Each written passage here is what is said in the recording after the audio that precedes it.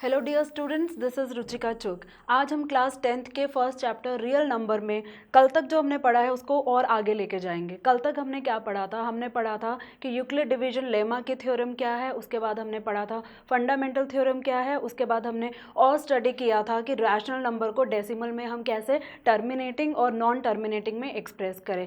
आज हम क्या करेंगे, एडीएल को कुछ और तरह से डिस्कस करेंगे। उसको डिस्कस करने से पहले मैं आपको कुछ दिखाना चाहती हूँ। वो क्या है? ये है multiplication chart from number 1 to 100। ये वही चार्ट है जो हम छोटे क्लास में अभी तक पढ़ते आए हैं। बिल्कुल सिंपल है। यहाँ पे डिफरेंट टेबल्स दिखाए जा रहे हैं, table of 1, table of 2, 3, 4 and so on till 10। अब आप सोचेंगे इसमें ये क्या नया है जो हम पढ़ रहे हैं और कैसे हम इसको रियल नंबर से रिलेट कर रहे हैं। अगर मैं इस चैप्टर की बात करूँ, यहाँ पर हम रियल नंबर के पॉजिटिव इंटीजर की बात कर रहे हैं। ये पॉजिटिव इंटीजर्स क्या होते हैं? पॉजिटिव इंटीजर्स, पॉजिटिव इंटीजर्स को हम कंसीडर करते हैं सारे इंटीजर जो पॉजिटिव है। मतलब हम स्टार्ट कर सकते हैं 1, 2, 3 एंड सो ऑन। यहाँ पे वही नंबर दिख रहे हैं। क्या वही नंबर दिख रहे हैं? अगर हम बात करें, कुछ नंबर यहाँ पर दिख रहे हैं और कुछ नंबर यहाँ पर विजिबल नहीं है। अब मैं उन नंबर को जो यहाँ पे विजिबल नहीं है डिफरेंट टेबल के हिसाब से रिलेट करूँगी। कैसे रिलेट करूँगी? हमें यहाँ पे जो कंसेप्ट लगाना है वो लगाना है यूक्लिड डिवीजन लेमा का, जो हमने अपने पिछले वीडियो में डिस्कस किया था। वो क्या था? वो था कि अगर हमारे पास कोई नंबर है a एंड b, जहाँ पे a बड़ा है, तो वो बन जाएगा a is equal to b means the second number. q quotient होगा जब हम a को b से डिवाइड करेंगे और उसके साथ कुछ रिमाइंडर मिलेगा r। इस r की कंडीशन ये रहेगी कि या तो ये 0 होगा या तो फिर ये 0 से बड़ा लेकिन b से छोटा होगा। अब इस पूरे चार्ट में जो नंबर मिस हो रहे हैं उसको हम रिलेट करेंगे इसी यूक्लिड डिवीजन लेमा से। कैसे करेंगे वो हम डिस्कस करते हैं। यहाँ पर अगर मैं 1 का टेबल देखूँ तो 1 के टेबल में टोटल अगर हम 100 तक जाते रहें तो कोई भी नंबर मिस नहीं हो रहा। 1, 2, 3, 4, 5, 6, 7, 8, 9, 10 एंड सो ऑन। यहाँ पे सारे पॉजिटिव इंटीजर्स कवर होंगे। लेकिन अगर मैं बात करूँ 2 के टेबल की, 2 का टेबल क्या है? 2, 4, 6, 8, 10 एंड सो ऑन। ध्यान से देखा जाए इसमें सिर्फ 2 के मल्टीपल हैं, बीच के नंबर्स यहाँ पे नहीं शो हो रहे हैं। तो बीच के नंबर को अगर मैं शो करूँ तो वो कैसे शो होगा वो देखते हैं। यहाँ पर फर्स्ट नंबर है हमारा 2। अब इस 2 को हम कैसे रिप्रेजेंट कर सकते हैं यूक्लिड डिवीजन लेमा से? ये नंबर रिप्रेजेंट होगा 2 इंटू क्यू, कोई भी हमारा इंटीजर हो जाएगा, प्लस 0। तो इस केस में क्या होगा? अगर मैं यहाँ पे q की वैल्यू 1 एज्यूम करती हूँ तो 2 इंटू 1 होगा 2 प्लस 0, टोटल हमें देगा ये 2। तो क्या ये नंबर हमारा टेबल में अवेलेबल है? ये टेबल में अवेलेबल है। आगे अगर हम बढ़ते हैं यूक्लिड डिवीजन के नेक्स्ट पार्ट में, 2q प्लस, पहले मैंने 0 लिया था, अब मैं ले लेती हूँ 1। तो अगर मैंने 1 लिया और q को मैं कोई इंटीजर मान लेती हूँ, माना कि वो 1 ही है, 2 इंटू 1 होगा 2, 2 प्लस 1 क्या देगा हमें? वो देगा 3। तो क्या वो नंबर इस टेबल में अवेलेबल है? नहीं है। मतलब अगर मैं 2 को उठाती हूँ और उसको यूक्लिड डिवीजन लेमा में डालती हूँ और मुझे सारे नंबर, सारे पॉजिटिव इंटीजर चाहिए, तो फर्स्ट केस हमारा क्या होगा? फर्स्ट केस होगा हमारा 2q प्लस 0। सेकेंड केस होगा हमारा 2q प्लस 1। 2q प्लस 0, अगर q को हम 1 एज्यूम कर रहे हैं तो ये हमें पिछले केस में दे रहा था 2। अब 2q प्लस 1 में q को अगर मैं 1 एज्यूम कर रही हूँ तो 2q प्लस 1 क्या होगा? 3। मतलब 2 के बाद हमें क्या मिला? 3 मिला। आगे अगर मैं चलूँ, इसके बाद हम क्या लिख सकते हैं? 2q plus 2। अगर मैंने 2q प्लस 2 लिखा तो q की वैल्यू 1 एज्यूम करने पे 2 इंटू 1 हो जाएगा 2 एंड 2 प्लस 2 हो जाएगा 4। वो हमें नेक्स्ट नंबर यहाँ पे मिल रहा है। लेकिन 2q प्लस 2 को अगर मैं ध्यान से देखूँ, 2q प्लस 2, इन दोनों टर्म में 2 कॉमन है। अगर 2 कॉमन है तो अंदर हमें क्या मिलेगा? q plus 1। q को मैंने क्या कंसीडर किया था? q को मैंने कोई इंटीजर डिस्कस किया था। अगर किसी इंटीजर में 1 ऐड करें तो वो भी तो इंटीजर होगा। सपोज वो इंटीजर मैं नाम ले लेती हूँ m का, 2 इंटू m क्या होगा? ये वैसे ही दिख रहा है 2 इंटू क्यू। 2 इंटू क्यू क्या होता है? 2 into some integer. 2 into m भी क्या है? 2 इंटू सम इंटीजर। मतलब 2 के टेबल की अगर हम बात करें, जो नंबर हैं वो तो हैं, अगर इसमें कोई मिसिंग नंबर निकालना है तो वो हमें मिलेगा 2q प्लस 1। कंक्लूजन की बात करें तो according to the table of 2, अगर यहाँ पर यूक्लिड डिवीजन लेमा हम लगाएं बी क्यू प्लस आर, तो 2 की फॉर्म, 2 का टेबल लिखा जाएगा 2q, और जो नंबर मिस हैं वो लिखे जाएंगे 2q प्लस 1। तो अगर हम इन दोनों को q में डिफरेंट वैल्यूज़ को एज्यूम करें, डिफरेंट वैल्यूज़ को पुट करें, तो कहीं ना कहीं ये 2 का टेबल तो आएगा ही आएगा इन 2q प्लस 1 में वो नंबर्स भी आ जाएंगे जो मिस हो गए हैं। तो यहाँ पर मैंने डिस्कस किया है कि कैसे हम पॉजिटिव इंटीजर को डील कर रहे हैं मल्टीप्लिकेशन चार्ट में 2 के टेबल्स को लेके, जहाँ पे जो नंबर विजिबल हैं वो हो जाएगा 2 इंटू क्यू, जो नंबर विजिबल नहीं है वो हो जाएगा 2q प्लस 1, जिससे सारे मिसिंग नंबर कंसीडर हो जाएंगे। सेम अगर हम बात करते हैं 3 के टेबल की, तो 3 का टेबल को हम कैसे लिख सकते हैं? In the example of Euclid division lemma a is equal to 3q plus 0। 3q plus 0 क्या होगा? ये होगा 3q का मतलब क्या होगा?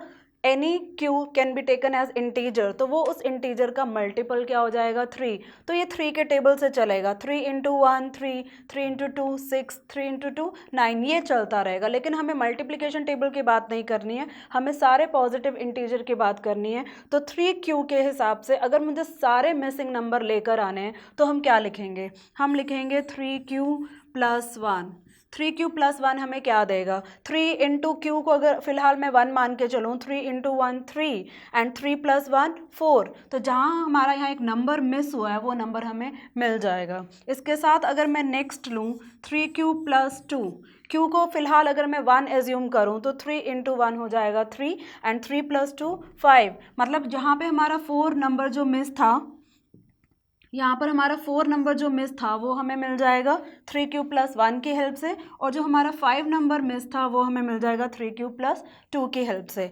आगे अगर मैं बढ़ूँ 3q 1 हो गया, 2 हो गया, नेक्स्ट हम अगर ले लेते हैं 3, तो इन दोनों में 3 कॉमन है, 3 कॉमन है तो अंदर हमें क्या मिला? q plus 1। q प्लस 1, अगर q कोई इंटीजर है उसमें अगर हम कोई 1 ऐड कर दें तो हमें इंटीजर मिलेगा ही। आपको ये प्रॉपर्टी याद होगी, ये हमारी क्लोजर प्रॉपर्टी होती है। सो 3 इंटू एम, 3 इंटू एम हमें दिखेगा 3 इंटू क्यू की तरह। मीन्स अगर आपको 3 के टेबल के अकॉर्डिंगली मूव करना है तो वो हो जाएगा 3q, और अगर आपको मिसिंग नंबर लेकर आने हैं, कौन से मिसिंग नंबर थे? 4 एंड 5, तो उसके लिए क्या होगा? 3q plus 1, 3q plus 2। अगर मैं 6 की बात करूं तो वो कवर हो जाएगा 3 इंटू क्यू।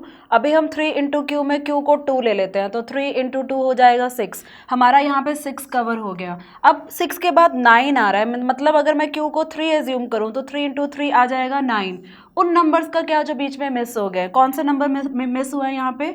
7 एंड 8। तो इन नंबर को लेने के लिए हमें क्या करना होगा? फिर से यहाँ पे EDL की हेल्प लेनी होगी, Euclid division lemma. 3q plus 1, अभी हम q को 2 मान रहे हैं, 3 इंटू 2 6 प्लस 1 7, 7 आ गया, और हम लेते हैं 3q प्लस 2, 3 इंटू 2 6, 6 प्लस 2 8। सो यहाँ पे मेरे कहने का ये मतलब है कि मल्टीप्लिकेशन चार्ट में किसी भी नंबर का अगर हम टेबल लेते हैं तो वहाँ पे मिसिंग नंबर निकालने के लिए हम EDL की हेल्प ले सकते हैं, मतलब यूक्लिड डिवीजन लेमा की हेल्प ले सकते हैं। थोड़ा सा जंप करते हैं और हम 6 के टेबल की तरफ अगर बढ़े तो 6 का टेबल क्या होगा? यहाँ पर हम लेंगे 6 इंटू क्यू। 6 इंटू क्यू क्या होगा? Q can be any integer, मतलब कोई भी इंटीजर लो वो 6 का मल्टीपल है, और वो 6 का मल्टीपल यहाँ पे हमें दिख भी रहा है। अगर मैंने क्यू 1 लिया, 6 इंटू 1 6, अगर मैंने क्यू 2 लिया 6 इंटू 2 12, अगर मैंने क्यू 3 लिया तो 6 इंटू 3 18, वो सब तो यहाँ कवर हो रहा है। उन नंबर का क्या जो मिस होंगे? मिस कौन से हो रहे हैं? 6 के बाद क्या आना चाहिए? 7 आना चाहिए, 8 आना चाहिए, 9 10 11। तो इन नंबर का क्या जो मिस हो रहे हैं हमारे इस मल्टीप्लिकेशन टेबल में, तो वहाँ पर हम क्या करेंगे? 6q, फर्स्ट केस में 6q प्लस 0 लेंगे तो वो 6 इंटू क्यू हो जाएगा। नेक्स्ट केस में लिया जाएगा 6q plus 1, then 6q plus 2, 6q plus 3, 6q plus 4, 6q plus 5। अगर मैं आगे जाती हूँ 6q प्लस 6, तो यहाँ पे 6 कॉमन आ जाएगा, ये मिलेगा q प्लस 1।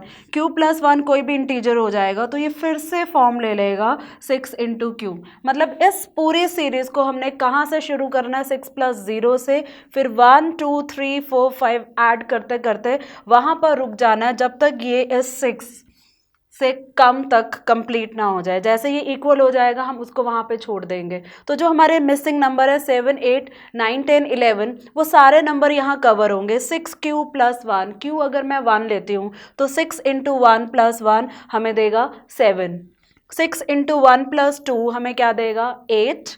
6q + 3 हमें क्या देगा 9, देन 10 एंड देन 11। अगर मैं यहाँ बात करूँ 6q + 6, सो 6 × 1 6, 6 + 6 12, वो तो वही नंबर है जो हमें टेबल में मिल रहा है। और वो नंबर 6q + 6 नहीं, बेसिकली वो क्या हो जाएगा 6 × q हो जाएगा। हम पहले केस में q को 1 मान रहे थे, अब q को हम 2 मानेंगे तो हमें 12 मिलेगा। तो यहाँ पर सिंपल सी बात है, सिंपल सी बात क्या है कि मल्टीप्लिकेशन चार्ट में जो नंबर है वो उस नंबर का मल्टीपल है। अगर 3 का टेबल है तो 3 का मल्टीपल है, हम 3q ले लेंगे। 5 का मल्टीपल है तो 5q ले लेंगे। लेकिन जो मिसिंग नंबर है यहाँ पे पॉजिटिव इंटीजर्स का, उसमें हम उन नंबर के लिए ईडीएल की हेल्प लेंगे और वो नंबर ऐड होते रहेंगे। तो ये कंसेप्ट में हमारा ईडीएल बहुत हेल्प कर रहा है, जहाँ पे हमें पॉजिटिव इंटीजर को मल्टीपल के साथ साथ उनके बीच के नंबर से भी रिलेट करना है। आपको अंडरस्टैंडिंग ज़्यादा होगी अगर हम यहाँ पे कुछ क्वेश्चन डिस्कस करेंगे। तो कुछ क्वेश्चन डिस्कस करते हैं।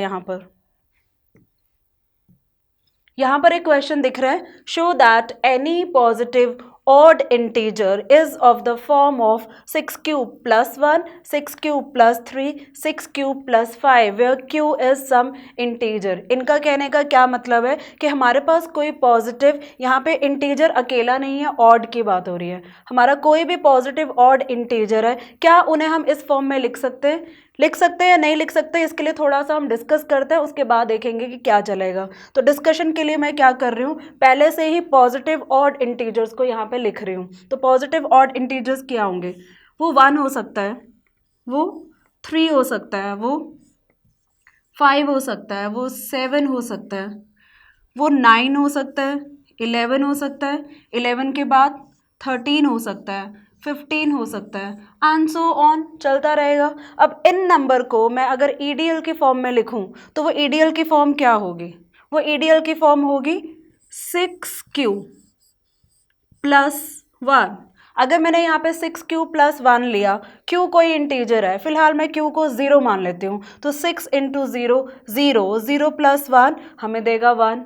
यहाँ पर अगर मैं देखूँ तो 6q प्लस क्या करूँ कि 3 आ जाए, अगर मैं q को 0 मान रही हूँ, 6 × 0 0 + 3 लिख सकते हैं।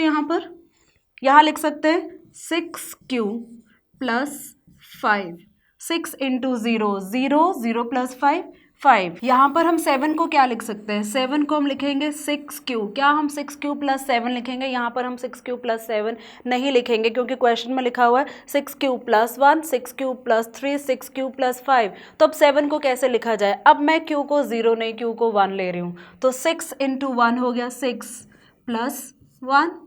यहाँ पर क्या होगा 6q प्लस q को अगर मैंने 1 लिया तो 6 × 1 6, यहाँ पे क्या लिखा जाएगा 3 लिखा जाएगा। 11 के केस में आया तो ये होगा 6q + 5। अगर मैंने q 1 लिया तो 6 × 1 6 + 5 यहाँ पर हो जाएगा 11।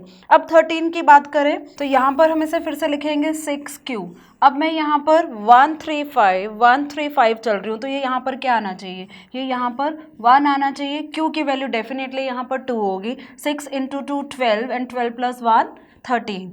तो यहाँ पर क्या लिखा जाएगा? ये लिखा जाएगा 6q + 1 के बाद हम क्या लिखेंगे 3। तो q की वैल्यू डेफिनेटली यहाँ पे 2 होगी। 6 × 2 12 एंड 12 + 3 15। देखा जाए तो क्वेश्चन बहुत सिंपल है। कोई भी पॉजिटिव ऑड इंटीजर 1 3 5 7 9 11 13 15 आगे भी अगर हम लिखते रहे तो हमारी फॉर्म हमेशा यही बनने वाली। फॉर्म क्या है? 6q + 1, 6q + 3, 6q + 5, और फिर से क्या हो रहा है? ये रिपीट हो रहा है। और मैं अगर आगे चलूँ, अगर मैं 15 के बाद नेक्स्ट 17 ले लूँ तो वो क्या हो जाएगा 6q प्लस, अब हमारे पास 1 3 के बाद क्या आना चाहिए 5 आना चाहिए। q की वैल्यू हम यहाँ पे क्या लेंगे 2 लेंगे। 6 × 2 12, 12 + 5 17। तो ये सीरीज चलती रहेगी, लेकिन हमारी फॉर्मेशन यही रहेगी 6q + 1, 6q + 3, 6q + 5। तो क्वेश्चन की अंडरस्टैंडिंग यहाँ पर हो चुकी है। हमने सारे नंबर को रिलेट कर दिए इस फॉर्म में। इस फॉर्म को बोलते हैं यूक्लिड डिवीजन लेमा। लेकिन जब ऐसा क्वेश्चन आपका एग्जाम में आएगा तो उसको सॉल्व कैसे करना, उसको हम ऐसे सॉल्व नहीं करेंगे, ये सिर्फ अंडरस्टैंडिंग के लिए था। तो अब इसे सॉल्व करते हैं। हमें क्या करना है, जो पॉजिटिव ऑड इंटीजर है उसको कोई एक नंबर से रिप्रेजेंट करना है, तो हम मान लेते हैं वो नंबर क्या है, A is the positive odd integer.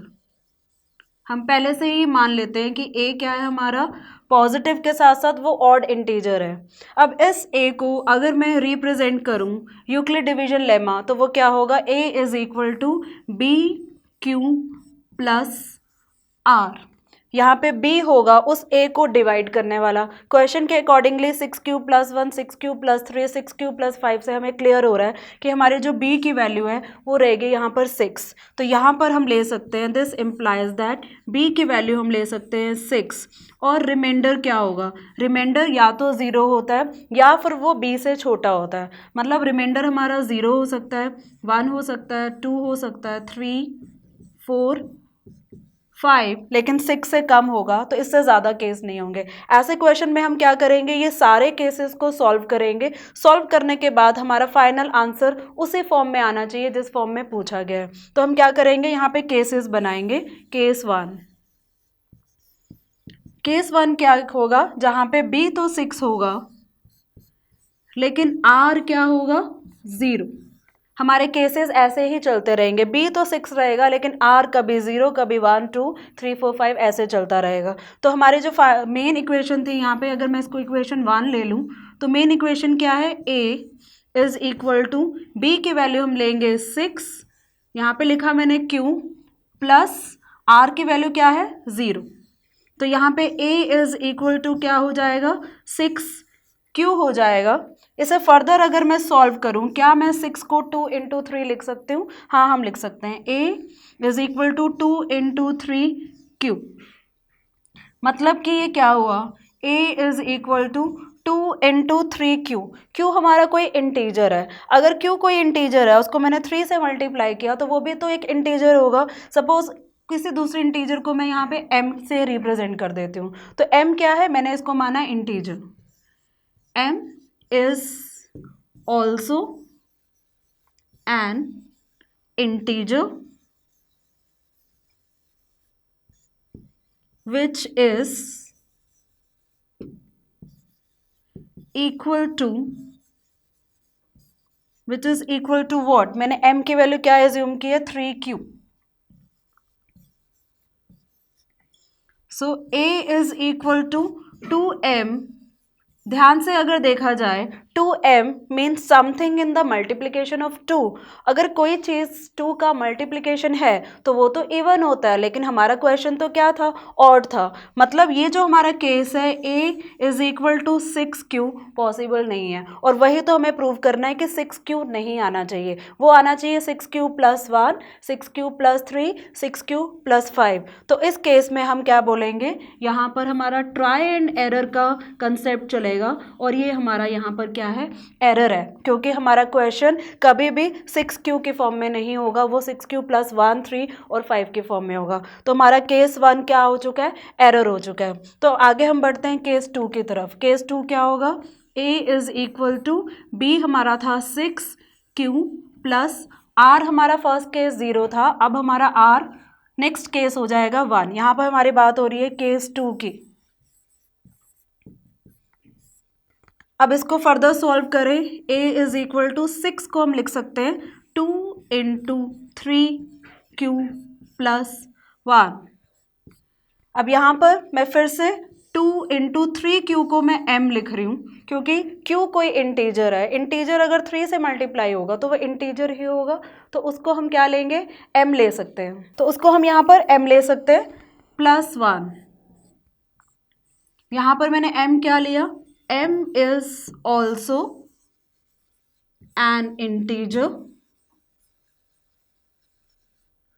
और यहाँ पे m की वैल्यू मैंने क्या ली है, m की वैल्यू ली है 3q। तो ये क्या बना, 2m प्लस 1। 2m+1 क्या होता है? ये कोई नंबर जो 2 से मल्टीप्लाई है उसमें 1 एडेड है, मतलब डेफिनेटली ये क्या है? Odd number. तो ये वाला केस हमारा क्या आ चुका है? हिट आ चुका है। मतलब साफ है कि कोई नंबर अगर 6³ + 1 की फॉर्म है तो वो ऑड है। पिछला केस था 6³ + 0, वो ऑड नहीं था, इवन था। तो हमारा ये केस यहाँ पर हिट आ गया, मतलब ऑड इंटीजर 6³ + 1 की फॉर्म में हो सकता है। केस 2 में ये बात हो रही है। अब केस 3 हम देखते हैं। केस 3 क्या होगा? a = b की वैल्यू क्या थी? 6q। 0 हम ले चुके हैं, 1 हम ले चुके हैं, अब बारी आई है 2 लेने की। मैंने यहाँ लिखा 2।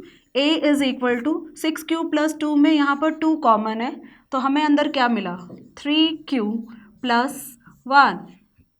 a = 2 मैंने यहाँ पे लिखा 3 × q। q कोई इंटीजर है, इंटीजर को 3 से मल्टीप्लाई करेंगे वो इंटीजर होगा, उसमें 1 ऐड करेंगे वो भी इंटीजर होगा, मतलब ये सारा का सारा क्या है? इंटीजर है। तो मैं इसको यहाँ पे m ले रही हूँ। तो m क्या है यहाँ पे? Here m is also an integer,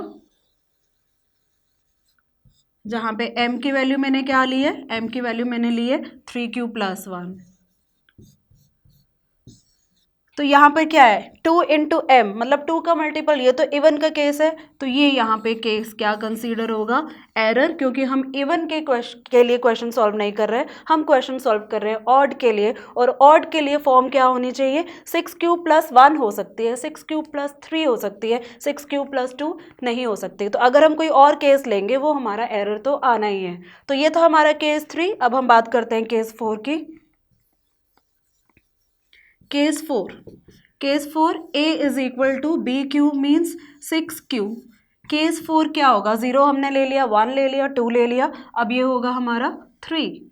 तो यहाँ पर हम a को फिर से कैसे लिखेंगे? 6q+3। अब मुझे क्या करना है? यहाँ पे कुछ कॉमन लेने की कोशिश करनी है। कॉमन मैं बाद में लूँगी। अगर मैं 6q+3 को क्या मैं इस फॉर्म में लिख सकती हूँ? +2+1। बेसिकली देखा जाए 6q+3 में 3 कॉमन आ रहा है, हमें 3 कॉमन लेके कुछ नहीं करना, क्योंकि क्वेश्चन है all about odd and even. Odd and even का मतलब होता है कि 2 का मल्टीपल है या 2 के मल्टीपल के साथ 1 एडेड है, तो हमें कहीं ना कहीं से 2 कॉमन लेना है। तो इसलिए मैंने क्या किया? 3 को ब्रेक किया ताकि 6+2 में 2 कॉमन आ जाए। तो नेक्स्ट हम कैसे लिख सकते हैं? a = 6q+2 में 2 कॉमन है, तो ये लिखा जाता है 2 बाहर, अंदर रहेगा ये 3q+1, और ये तो साइड में है, +1 हम लिखेंगे। a = q कोई इंटीजर है, इंटीजर को 3 से मल्टीप्लाई करेंगे इंटीजर होगा, 1 ऐड करेंगे तो भी इंटीजर होगा, तो ये फॉर्म ले लेगा 2m+1। यहाँ पर m क्या है? m is also an integer, और जहाँ पे m की वैल्यू हमने क्या पुट की है? m की वैल्यू पुट की है 3q+1।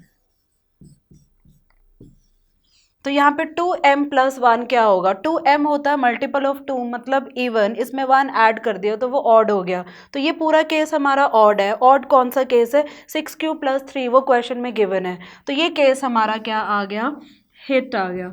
मीन्स कोई भी पॉजिटिव ऑड इंटीजर किस फॉर्म में होता है? वो 6q+3 की फॉर्म में हो सकता है, और वो हमने यहाँ पे प्रूव करके दिखा दिया 2m+1 ऑड होता है। ये था केस 4। नेक्स्ट हमारा केस आएगा 5।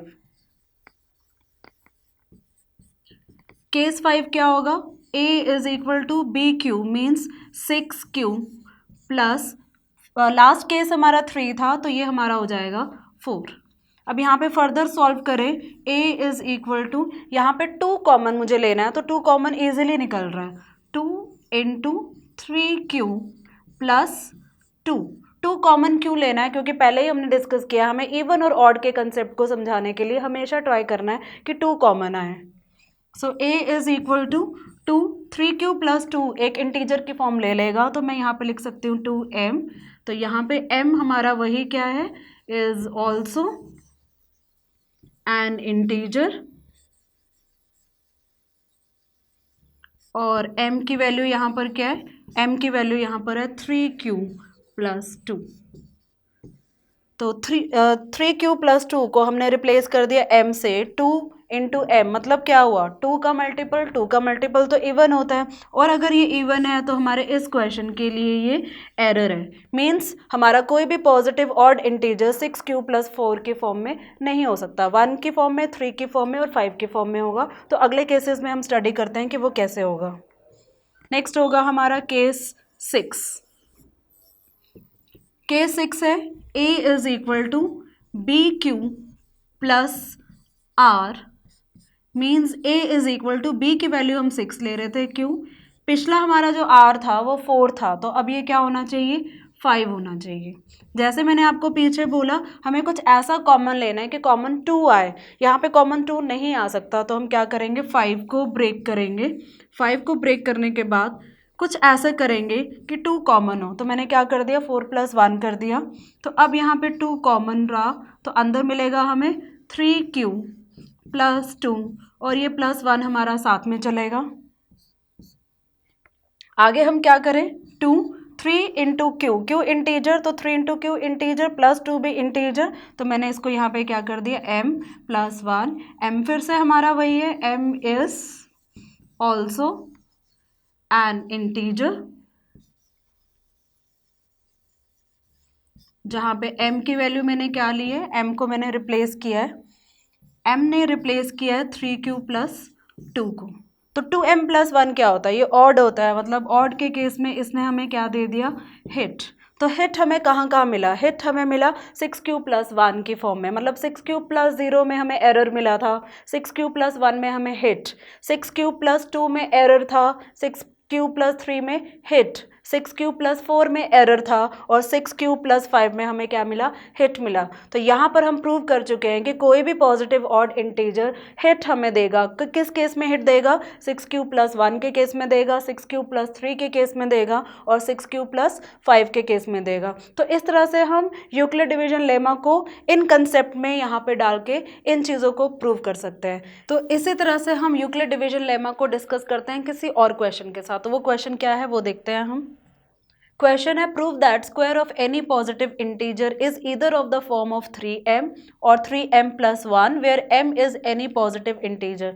मीन्स यहाँ पे हमें क्या करना है, पॉजिटिव इंटीजर जो लेना है उसका स्क्वायर करना है, क्योंकि स्क्वायर की बात हो रही है, और वो किस फॉर्म में आना चाहिए 3m या 3m + 1। तो इसे सॉल्व करके देखते हैं।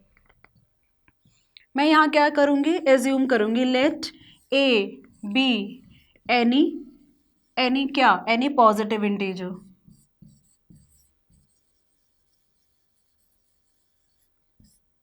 और क्वेश्चन के अकॉर्डिंगली क्योंकि हमें फॉर्म चाहिए 3m और 3m + 1, तो यहाँ पर मैं b की वैल्यू कंसीडर करूँगी 3, और अगर b की वैल्यू कंसीडर 3 हुई है तो यहाँ पर रिमाइंडर r की वैल्यू क्या होगी, या तो वो 0 होगी या 1 होगी या 2 होगी, 3 नहीं होगी, उसको b से कम जाना होगा। तो इस क्वेश्चन में 3 केस बनेंगे, 0 का केस, 1 का केस, 2 का केस। तो अब हम केस डिस्कस करते हैं। केस 1, केस 1 में हम क्या कर रहे हैं, हम लिखेंगे a = bq + r। तो क्या होगा, a = b हमने लिया 3q, फर्स्ट केस है, फर्स्ट केस में r हमारा क्या है 0। बट ये क्वेश्चन हमारा a के ऊपर नहीं है, पॉजिटिव इंटीजर के ऊपर नहीं है, ये स्क्वायर ऑफ पॉजिटिव इंटीजर है, मतलब यहाँ पर हमें स्क्वायर करना होगा। तो स्क्वायर क्या होगा, a² = 3q + 0, 0 को इग्नोर कर सकते हैं, और 3q का स्क्वायर हो जाएगा 9q²। अब हमें कुछ ऐसा करना है कि हमारी फॉर्म 3m या 3m + 1 आए, तो हर एक केस में हम ट्राई करेंगे कि 3 कॉमन आए। तो 3 कॉमन हम कैसे ले सकते हैं, तो 9 को हम डिवाइड कर सकते हैं 3 × 3 की फॉर्म में। तो अगर मैंने ये किया 3 × 3 की फॉर्म में, तो ये लिखा जाएगा 3 × 3q²। q हमारा पॉजिटिव इंटीजर है तो उसका स्क्वायर भी पॉजिटिव इंटीजर, इंटू 3 भी पॉजिटिव इंटीजर। तो क्या हम लिख सकते हैं इसे 3m की फॉर्म में, जहाँ पे m क्या है, m is also an integer, जहाँ पे मैंने m को कहाँ पे यूज़ किया है, 3q की q² की जगह।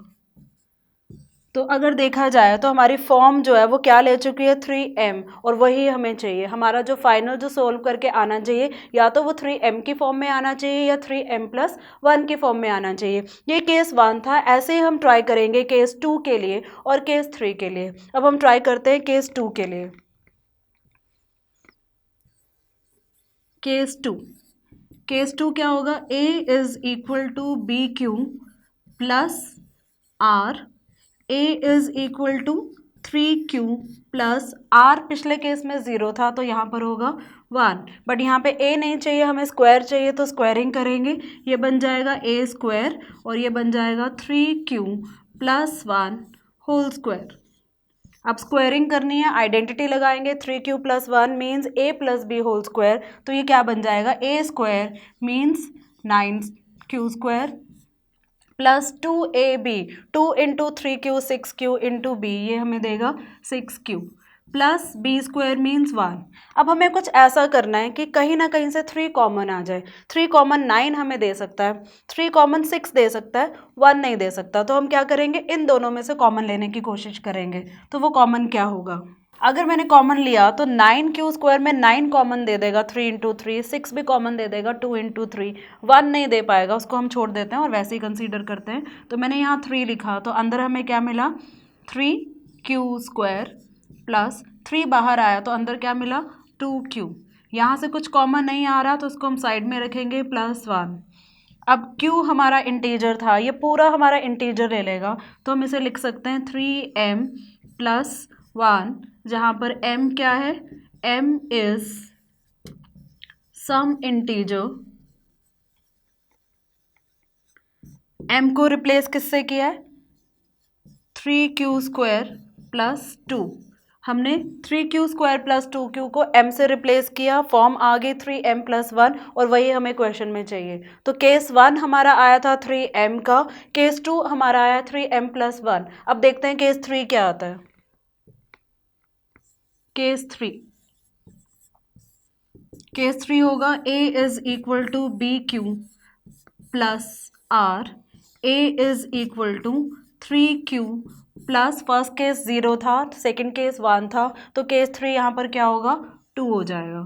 हमें करनी है स्क्वायरिंग, तो A² 3Q प्लस 2 को होल स्क्वायर करेंगे तो हमें ये देगा 9Q² plus 2 into A into B means 2 into 3 6, 6 into 2 12Q plus identity के हिसाब से B² मीन्स 2², ये देगा हमें 4। अब हमें फिर से कुछ ऐसा करना है कि 3 कॉमन आ जाए। यहाँ से 3 कॉमन आ रहा है, यहाँ से 3 कॉमन आ रहा है, बट 4 से 3 कॉमन आना मुश्किल है, तो उसको हम ब्रेक कर देंगे। कुछ ऐसा ब्रेक करेंगे कि वो हमें +1 की फॉर्म दे। तो 4 लिखा जा सकता है 3 + 1 की फॉर्म में, 9Q² plus 12Q plus 3 plus 1।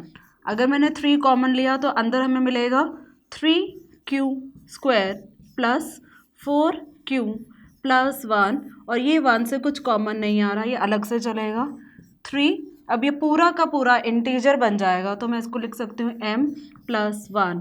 तो हमारा m क्या है? फिर से वही है, m क्या है? इंटीजर है,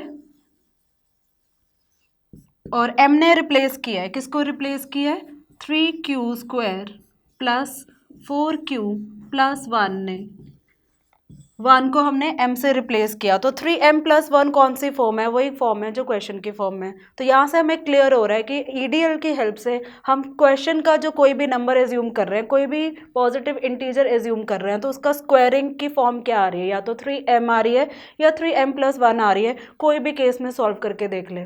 तो ये था हमारा ईडीएल के ऊपर कुछ क्वेश्चन का किसी भी इंटीजर को लेके उसके वेरियस फॉर्म में जनरेट करना। अगले वीडियो में हम फिर से ईडीएल को डिस्कस करेंगे, लेकिन वहाँ पर डिस्कशन होगा हमारा इर्रेशनल नंबर का, और इर्रेशनल नंबर में उसमें क्या रिलेशन बनेगा वो हम अगले वीडियो में देखेंगे। तो तब तक कीप रिवाइजिंग।